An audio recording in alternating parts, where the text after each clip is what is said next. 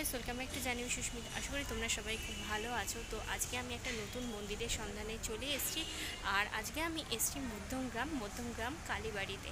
তো মধ্যমগ্রাম কালীবাড়ির আমি মধ্যেই রয়েছি। তো কি করে এসেছি সেটা আমি বলে দিই। তোমরা যদি ট্রেনে আসতে চাও তো সেখানে নিয়ারবাই রেলওয়ে স্টেশন হচ্ছে মধ্যমগ্রাম রেলওয়ে স্টেশন। সেখান থেকে তোমাদেরকে টুয়ার্ডস যেতে হবে মধ্যমগ্রাম চৌমাথার দিকে। তোমাদের যদি হেঁটে আসতে চাও তাহলে হেঁটে হার্ডলি 5 থেকে 6 মিনিট মতন সময় লাগবে। আর তোমরা মধ্যমগ্রাম স্টেশনের কাছ থেকে তোমরা টোটো পেয়ে যাবে। তো টোটো করেও আসতে পারো। টোটো ভাড়া হচ্ছে 10 টাকা। মন্দিরের বাইরেই তোমাদেরকে নামিয়ে দেবে। আর মন্দিরের বাইরে কিন্তু পুজো দেওয়ার জন্য ফুলের জায়গা রয়েছে, ফুল প্রসাদ তোমরা কিনতে পারবে। আর তোমরা যদি বাসে আসতে চাও তাহলে তোমাদেরকে নামতে হবে মধ্যমগ্রাম চৌমাথা। ঠিক আছে, তোমরা উল্টোডাঙ্গা থেকে যে সমস্ত বাসগুলো বারাসাতগামী সেই সমস্ত বাসেও আসতে পারো। L238, 93, বারাসাত বি গার্ডেন, এই সমস্ত বাসগুলো আসে। আর এছাড়া DN43 তোমরা দক্ষিণেশ্বর থেকে পেয়ে যাবে। এই সমস্ত বাসে করেও তোমরা আসতে পারো। এই টাইমিংটা তোমাদের জানিয়ে দিই, সকালবেলা 8টা থেকে দুপুরবেলা 12টা পর্যন্ত। আর বিকেলবেলার দিকে 5টার সময়তে সমস্ত মন্দিরগুলো খুলে যায়। মোটামুটি 5:30টার দিক থেকে 8:30, 9টা পর্যন্ত খোলা থাকে। তো তোমরা এই টাইম পিরিয়ডে তোমরা আসবে। তো চলো মন্দিরটা একবার ঘুরে দেখে নিই।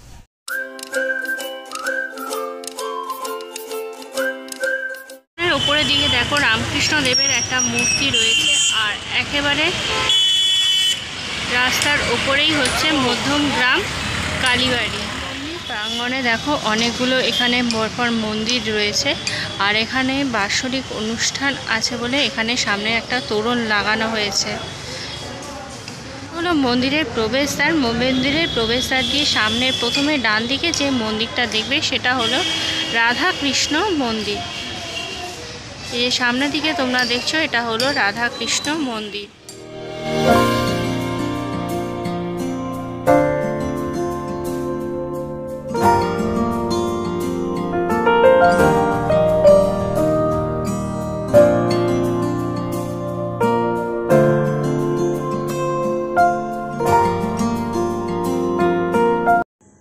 গর্ভগৃহে রূপোর সিংহাসনে বিরাজ করছেন রাধা রানী আর শ্রীকৃষ্ণ। কৌষ্টিক পাথরের শ্রীকৃষ্ণ আর রাধা। নিচের দিকে দেখো অষ্টধাতুর রাধা আর কৃষ্ণ রয়েছে। দুপাশে গৌর নিতাই বিরাজ করছে। এছাড়াও রয়েছে গোপালের বিগ্রহ।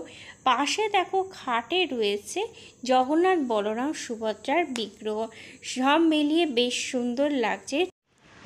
ওই পাশে ওটা হচ্ছে রাধাকৃষ্ণ মন্দির। আর রাধাকৃষ্ণ মন্দিরের পাশে হচ্ছে এটা একটা নাটবন্দি টাইপের বানানো হয়েছে। এখানেতে আর কি নাম সংকীর্তন করা হয়। আজকে যেহেতু বাৎসরিক অনুষ্ঠান আছে তো আজকে এখানে সেই নাম সংকীর্তন আর কীর্তনের জন্য এখানে সমস্ত রকম ব্যবস্থা চলছে। এই যে এইটা হলো রামকৃষ্ণ মন্দির। আর রামকৃষ্ণ মন্দিরের পাশে এই যে শিব মন্দিরের পিছনের দিকে দেখা একটা ত্রিশূল রয়েছে আর শিবলিঙ্গের মতন করা হয়েছে। আর এই শিব মন্দিরও এখন দেখছি বন্ধ। রামকৃষ্ণ মন্দিরের পাশে রয়েছে একটা সিস্টার নিবেদিতার একটা স্ট্যাচু। তার পিছনের দিকে রয়েছে বিবেকানন্দের একটি ছবি। সর্বমঙ্গলা মন্দিরটা দেখছো। আর এই সর্বমঙ্গলা মন্দিরের দিকে দেখো স্বস্তিক চিহ্ন রয়েছে। আর তার নিচে দেখো এখানে মা কালীর মূর্তি রয়েছে। ঠিক আছে, আর এটা হলো সর্বমঙ্গলা মন্দির। আর এই সর্বমঙ্গলা মন্দির আর পুরোটা সমস্ত মাঝখানে দেখো একটা চাঁদোয়া মতন করা হয়েছে। আজকে আমি রয়েছি কিন্তু এখনো পর্যন্ত মন্দিরগুলো কোনোটাই খুলেনি। সবকটা মন্দিরই দেখছি বন্ধ। 5টার পরের দিকে খুলবে, মোটামুটি 5:30টার দিক করে। তো 5:30টার সময় মন্দির যখন খুলবে তো তোমাদেরকে তখন আমি সন্ধেবেলা দেখো মন্দির চত্বরে আলো জ্বলে গেছে। উপরে দেখো একটা ওম সিম্বল রয়েছে। আর তারপরে দেখো রামকৃষ্ণ দেবের একটা মূর্তি রয়েছে। আর মন্দিরে অনুষ্ঠান চলার জন্য এখানে দেখো মন্দিরের গেটটা খুব সুন্দরভাবে আলো দিয়ে সাজানো হয়েছে। আমার সামনের দিকে একটা বড় ঝাড় লণ্ঠন দেখতে পাবে। আর তারপরে সোজা হচ্ছে মা সর্বমঙ্গলা মন্দির। আর বাকি মন্দিরগুলো ডান দিকে এবং বাঁ দিকে রয়েছে।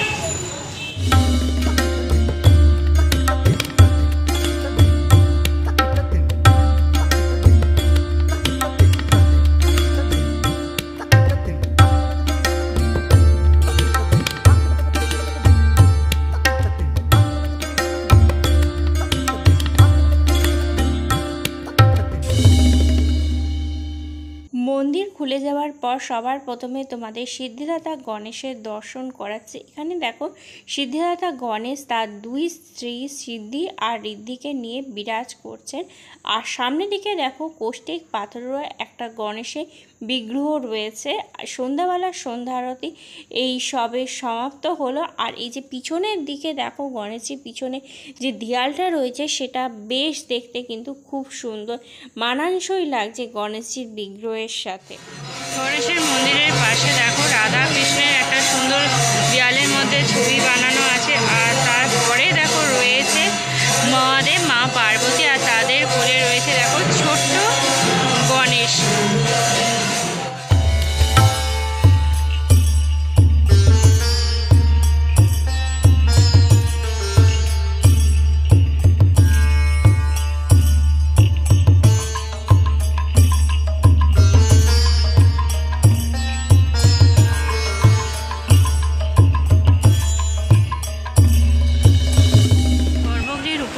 দেখো মহাদেবের একটি ছবি রয়েছে।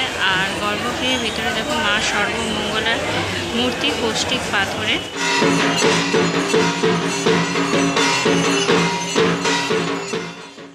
এখানে দেখো কিন্তু প্রপার কালী মূর্তি নয়, এখানে মা সর্বমঙ্গলা রূপে রয়েছেন কৌষ্টিক পাথরের তৈরি।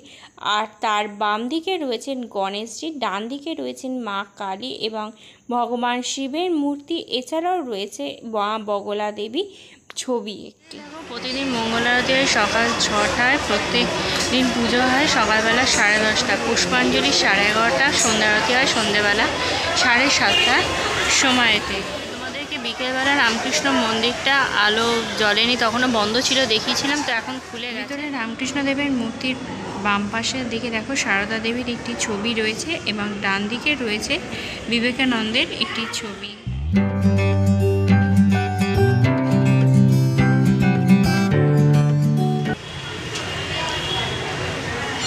শিব মন্দিরের গর্ভগৃহের বাইরে দেখো দুপাশে দুটো নন্দী মহারাজ রয়েছেন।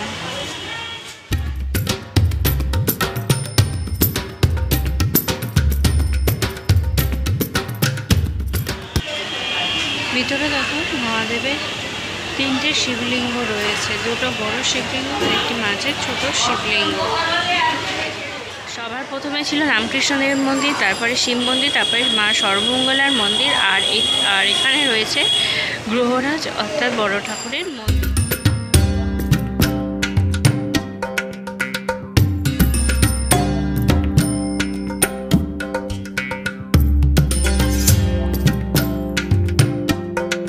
গর্ভগৃহের ভিতরে রূপোর সিংহাসনে বড় ঠাকুরের মূর্তি বিরাজ করছেন। আর একটু আগে এখানে সন্ধ্যা আরতি সম্পন্ন রয়েছে। আগে এখানে বলিদান হতো, কিন্তু এখন এখানে বলিদান বন্ধ হয়ে গেছে। আজকে পুজোর পর ভোগ বিতরণ হচ্ছে, তার কারণ এখানে আজকে বাৎসরিক অনুষ্ঠান আছে, বহু মানুষজন প্রসাদ গ্রহণ। সকালবেলা 5টা থেকে খুলে, আর শীতকালে সন্ধ্যেবেলা 7, আর বিকেলবেলা গ্রীষ্মকালে 4:30, আর বন্ধ হয় দুপুরবেলা 1টা, রাত্রিবেলা 8:30। এখানে আরও সমস্ত কিছু ডিটেলসে ইনফরমেশান দেওয়া রয়েছে, তো তোমরা চাইলে এটা স্টপ করে পড়ে নিতে পারো। সেই গাইজ, তো তোমাদেরকে মধ্যমগ্রাম কালীবাড়িটা ঘুরে দেখালাম। বিকেলবেলা যখন এসেছিলাম তখন অনেক মন্দিরই বন্ধ ছিল, প্রায় বলতে গেলে সবকটা মন্দিরই বন্ধ ছিল। তো এখন সন্ধ্যেবেলা যখন এসেছি, তো এখন সন্ধ্যা আরতি হচ্ছে, মানে আমি যখন এসেছি আর কি তখন সন্ধ্যা আরতি হচ্ছিল।